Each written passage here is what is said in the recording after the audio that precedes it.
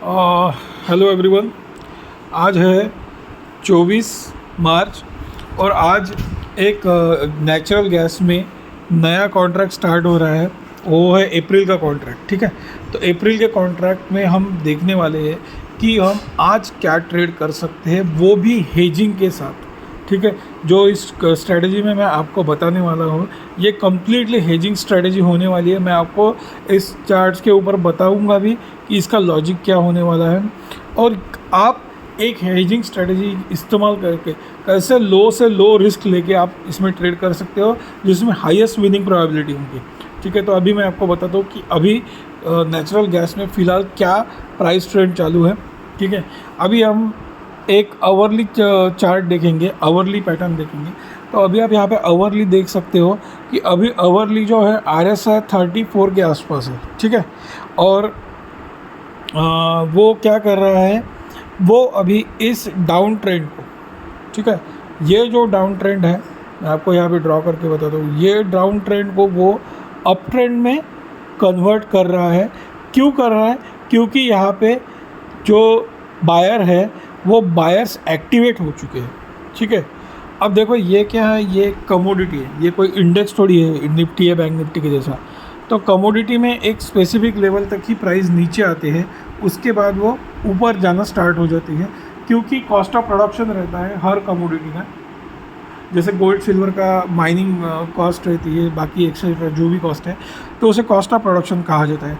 वैसे ही natural gas में भी कॉस्ट ऑफ प्रोडक्शन रहता है और उसकी जो यहाँ पे ये रहते हैं, जो उसके जैसे ऑयल एक्सट्रैक्शन कंपनी रहती है वैसे ही नेचुरल गैस एक्सट्रैक्शन कंपनी रहती है, तो उनका भी एक कुछ उसमें ये रहता है। तो अभी यहाँ पे आपने देखा तो यहाँ पे एक ओवरसोल्ड लिमिट बन रही है। ठीक है, अब ये ओवरसोल्ड लिमिट बनने की वजह से अभी क्या होगा, अब हम पीवोट इसमें अप्लाई करके देखेंगे। ठीक है, तो अभी यहाँ पे हमें एक यहाँ पे चीज़ दिखाई दे रही है। अगर हमने 5 मिनट्स के इस पे देखा है तो 5 मिनट्स के हमें इसके ऊपर लॉजिक के बेसिस पे अगर हम देखेंगे तो ये हमें क्या बता रहा है,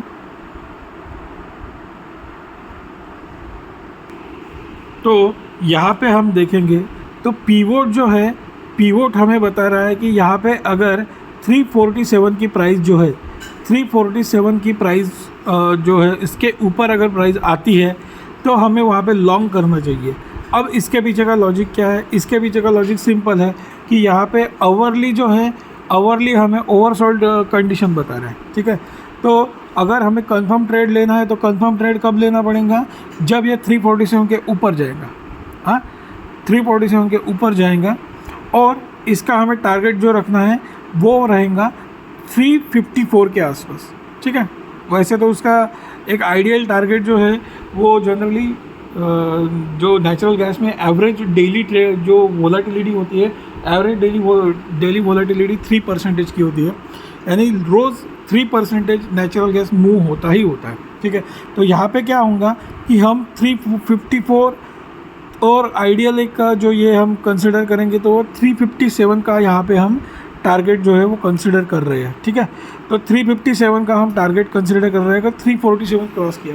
अब यहाँ पे आपको नेचुरल गैस में कभी भी ऐसी ट्रेडिंग नहीं करनी है जिसमें आपको विदाउट हेजिंग ट्रेड करना पड़े। तो अभी मैं आपको वो हेजिंग ट्रेड भी बता रहा हूँ वो क्या है। अब देखो हमें क्या करना है, इसमें एक नेचुरल गैस की फ्यूचर को बाय करना है। ठीक है, और 2 नेचुरल गैस मिनी के फ्यूचर को हमें शॉर्ट करना है। और एक नेचुरल गैस का 330 स्ट्राइक प्राइस का पुट हमें बाय करना है। ठीक है, तो ये जो है ये यहाँ पे एक लॉन्ग है, एक शॉर्ट है फ्यूचर, और एक पुट जो है वो लॉन्ग है। ठीक है, तो ये 347 के ऊपर हम लॉन्ग करेंगे, 347 के ऊपर हम नेचुरल गैस मिनी शॉर्ट करेंगे और 330 का पुट हम 17.50 के आसपास हम बाय करेंगे जब वो यहाँ से 347 ये प्राइस क्रॉस करेगा। ठीक है, तो अभी जो है फ़िलहाल जो उसकी प्राइस चालू है उस जो पुट की, वो पुट की प्राइस चालू है अभी 16 रुपीज़ 75 पैसे। ठीक है, तो 17 रुपीज़ 50 पैसे के आसपास या उसके कहीं 18 रुपये के आसपास हम बाय करेंगे। अब देखो यहाँ पे क्या होने वाला है। ठीक है, अब हम यहाँ पे चार्ट में जाकर देखेंगे, अगर ये 347 तक गया, ठीक है, ये 347 तक गया और तब क्या होगा, तो 357 तक गया तब क्या होगा, तो 357 तक गया तो क्या होगा, हमें 12,500 का प्रॉफिट होगा नेचुरल गैस के बड़े कॉन्ट्रैक्ट में। नेचुरल गैस मिनी में हमें होगा 5,000 का लॉस और नेचुरल गैस के पुट में होगा हमें 5,000 का लॉस, ठीक है। तो टोटल हमें 2,500 का प्रॉफिट होगा सब मिला के, ये सब प्लस माइनस करके। और अगर 337 गया, अगर ये इस लेवल तक गया 337 तक, यहाँ पे हमें देख सकते हो कि अगर हमें वो 337 तक गया तो उस कंडीशन में क्या होगा, तो 337 के इसके ऊपर गया तो यहाँ पे हमें 12,500 का लॉस होगा नेचुरल गैस में। नेचुरल गैस मिनी में 5,000 का प्रॉफिट होगा और यहाँ पे लगभग अभी जो ग्रीक्स चालू है उसके हिसाब से 6,825 रुपये या फिर 7,000 का प्रॉफिट होगा और वो टोटल मिला के 600 रुपये के लॉस में, या फिर हम ऐसा भी हो सकता है कि नो प्रॉफिट या नो लॉस में रहेंगे, ठीक है। तो नो प्रॉफिट या नो लॉस में भी रह सकते हैं। अब यहाँ पे दोस्तों ये जो हम ट्रेड कर रहे हैं हेजिंग ट्रेड, इसकी खासियत क्या है, इसकी खासियत एक ही है कि हम यहाँ पे पूरा रिस्क को कंट्रोल करके ट्रेड कर रहे हैं, ठीक है। रिस्क पूरी तरह से कंट्रोल है, ठीक है। और उसमें हमें ये नहीं देखना पड़ेगा कि नेचुरल गैस की जो प्राइसिंग है वो थोड़ी देर में 5 मिनट में क्या होंगी, 10 मिनट में क्या होंगी।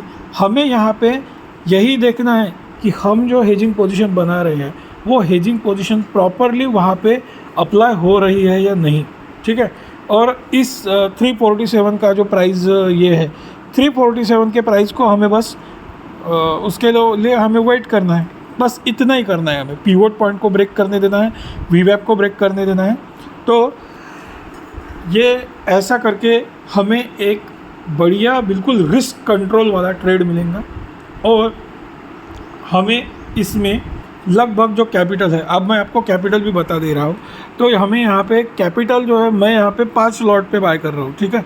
तो 1,80,000 बता रहा है, यानी लगभग 1 लॉट इस लॉजिक के हिसाब से अगर आपको करना है तो लगभग 40,000 रुपये आपको लगेंगे इसमें, ठीक है।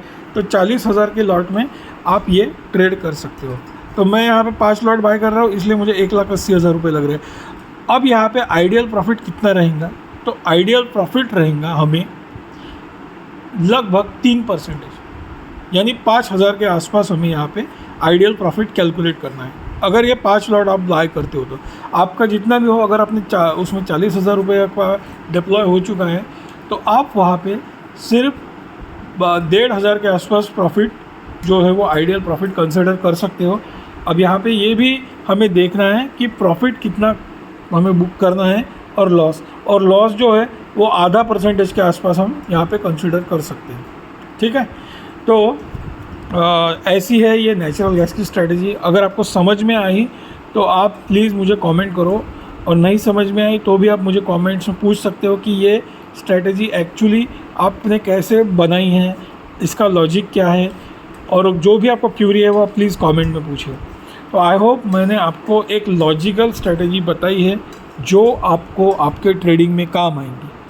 So thank you very much everyone.